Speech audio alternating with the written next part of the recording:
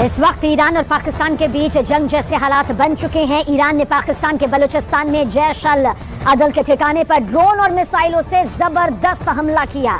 Iran के हमले के बाद से पाकिस्तान ने ऐलान कर दिया कि उसने ईरान से अपना राजदूत वापस बुलाने का फैसला कर लिया। पाकिस्तान ने ईरानी सरकार को साफ शब्दों में कह दिया कि वो अपने राजदूत को पाकिस्तान वापस ना भेजें। पाकिस्तानी सरकार चेतावनी देते हुए ये कह चुकी है कि हम ईरान के हमलों का मुंहतोड़ जवाब देंगे। कुछ खबरों में दरअसल दावा किया गया कि ईरान के हमले के 100 से ज्यादा पाकिस्तानी आतंकी और उनके परिवार के लोग यहां पर तंज जल चुके हैं, मारे जा चुके हैं। परमाणु बम की धौंस दिखाने वाला पाकिस्तान इस वक्त ईरान से बदला लेने के लिए तड़प रहा है, बेचैन है। लेकिन मुश्किल यह है कि ईरान की मिसाइल और ड्रोन हमलों ने पाकिस्तानी सेना में खौफ पैदा कर दिया है।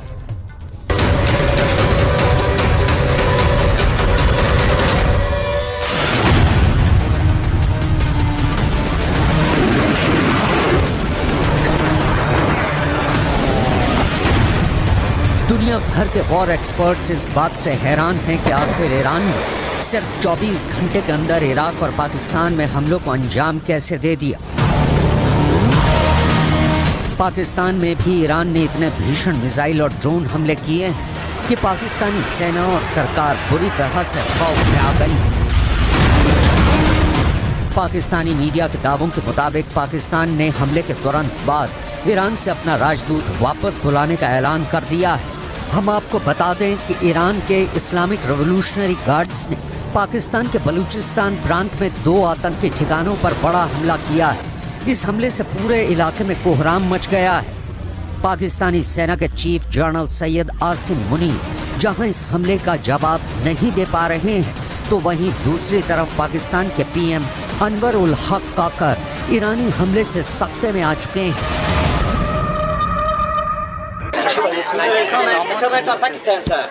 بر اساس ماده یک منشور استنادی که میکنیم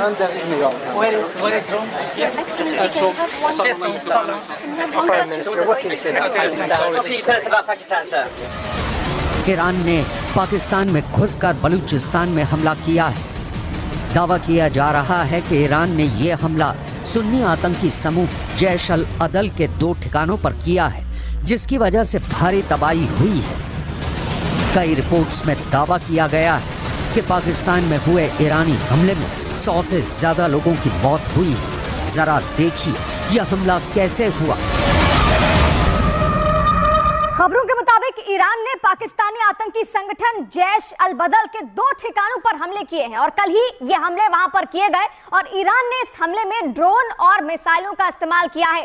तो ड्रोन और मिसाइलों का इस्तेमाल किया गया है और साथ साथ 2 ऐसे ठिकाने हैं जहां पर ईरान ने कल हमले किए हैं और पाकिस्तान के बलूचिस्तान इलाके में ईरान ने घुसकर ये हमले किए हैं। लगभग 122 किलोमीटर अंदर घुसकर ईरान ने पाकिस्तान में मौजूद जैश अल अदल पर हमला किया है, जिसमें कई लोग मारे गए हैं। और ईरान की मीडिया के मुताबिक सीरिया में मिसाइल हमलों के बाद ये अटैक किया गया है।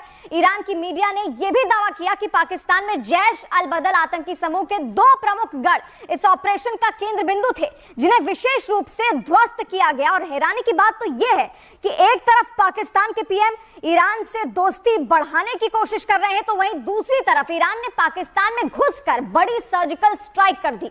Can you talk to us about your meeting with the Iranian foreign minister? Will Pakistan respond to the strike?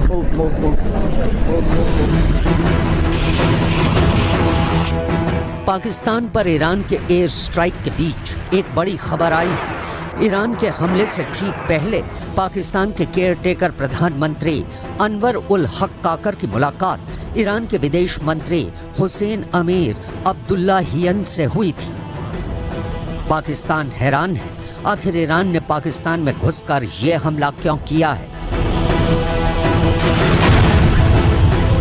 हम आपको बता दें कि पाकिस्तान के प्रधानमंत्री अनवर उल हक काकर की मुलाकात ईरान के विदेश मंत्री हुसैन अमीर अब्दुल्लाहियन स्विट्जरलैंड के दावोस में हुई थी।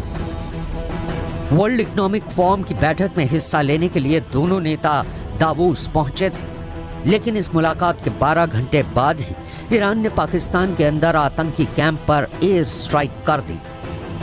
सवाल उठ रहे हैं कि जब ईरान और पाकिस्तान संबंध सुधारने को लेकर एक दूसरे से बातचीत कर रहे हैं। ऐसे हालात में ईरान ने पाकिस्तान में 122 किलोमीटर अंदर घुसकर हमला क्यों किया?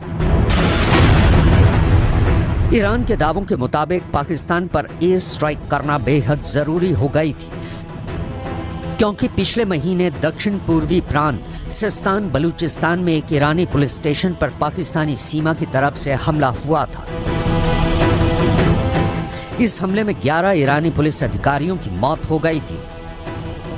ईरान के गृह मंत्री अहमद वाहिदी ने हमले के लिए जैश अल अदल को जिम्मेदार ठहराया था, जिसके ठिकाने पाकिस्तान की जमीन पर मौजूद है।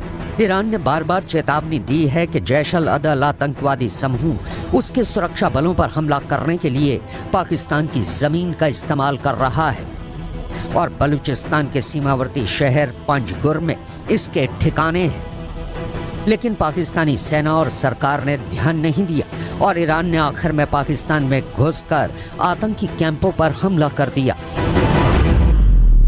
Night's unprovoked and blatant breach of Pakistan's sovereignty by Iran is a violation of international law and the purposes and principles of the Charter of the United Nations. This illegal act is completely unacceptable and has no justification whatsoever. Pakistan reserves the right to respond to this illegal act, and the responsibility for the consequences will lie squarely with Iran. We have conveyed this message to the government of Iran.